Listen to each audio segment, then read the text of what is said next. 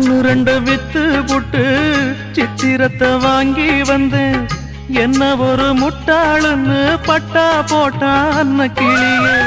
கூலிக்கொரு தாலி இல்லா தாலியத கேலி சொன்னா. கொஞ்சங்கிளி கொத்தி புட்டா புத்தியிலே ரத்தம் வழிய. அவமான பேச்சு அதில் மனம் காயமாச்சு.